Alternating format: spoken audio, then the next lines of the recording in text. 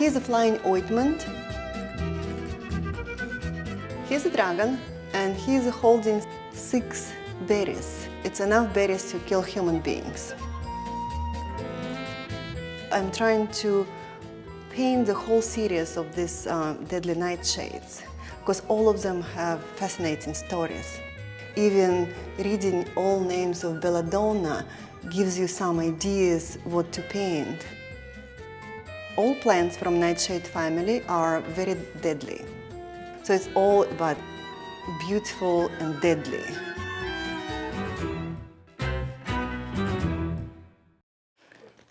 People have been painting icons in Russia at least 1,000 years. I paint pretty much the same way, but I don't have it as a goal to exactly match technique of traditional icons. Just some parts of it I find very useful.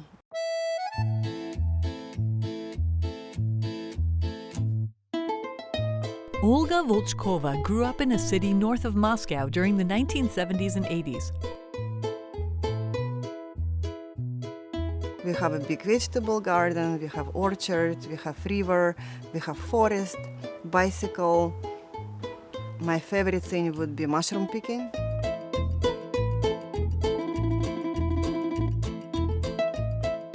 She finished high school just 3 years before the Soviet Union collapsed in 1991. So, no jobs, no factories, everything collapsed, like whole economy collapsed. And as a young girl, I wanted to, some pretty things to buy for myself, so I had to make money somehow. And as a group of friends, we started to paint matryoshkas and sell them to tourists. That's how I got into arts.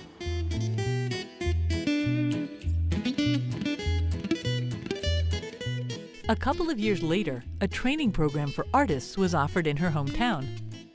Competition was huge. I really didn't believe that I would be able to. And I was one of these 8 lucky people. So we had kind of a classical training, both drawing and painting, kind of academic style. Icon paintings, you also start from the beginning, start with all elements of icons, and then you kind of put it together.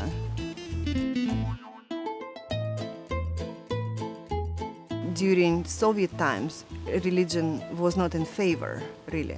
Officially it was legal, but really it wasn't. So when Christianity was coming back again to Russia, it feels like magic.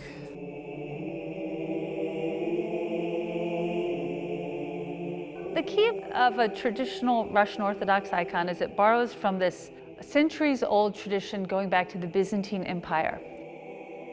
So it's not an artwork as we think of an artwork, something that might be appreciated as beautiful or interesting or bought and sold.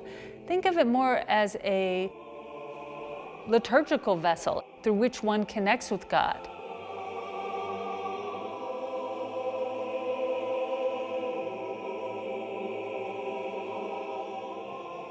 Icons are often anonymous. The artist doesn't matter. What matters is the depiction and how it kind of connects with this centuries-old tradition, and that's part of what gives it its validity.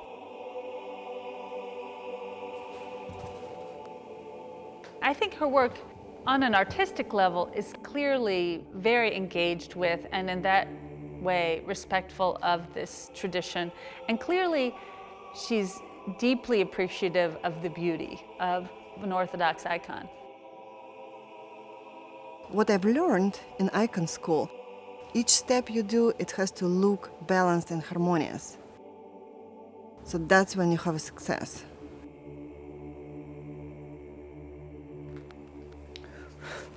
One day after moving to the United States, Olga had an idea. She combined the tradition of icon painting with her love of nature and created a whole new body of work.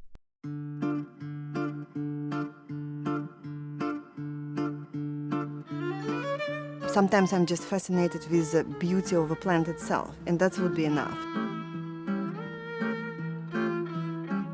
Or it could be personal stories that some plants or vegetables, they kind of helped me in my life.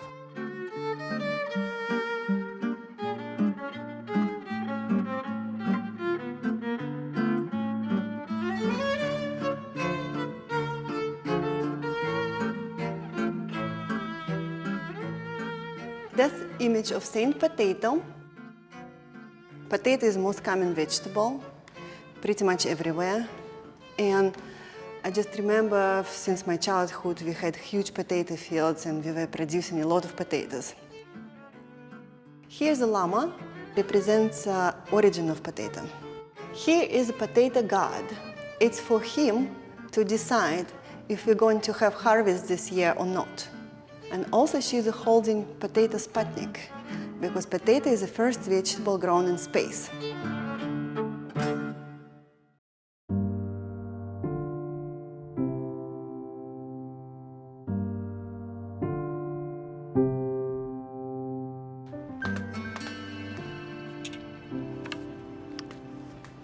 At some point you stop seeing things.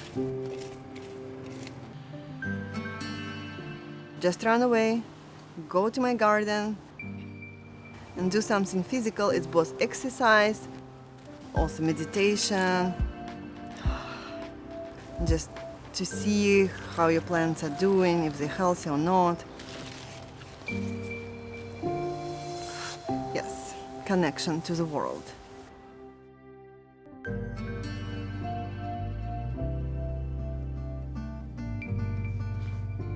"5 months, that's the biggest painting so far I've done.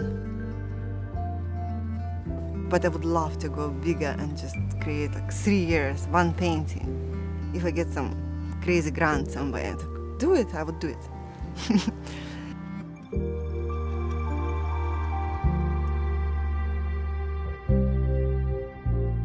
From my research, I think I'm pretty much the first one who paint this kind of icons.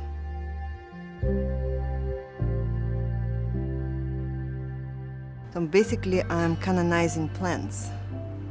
I don't think anyone dared before.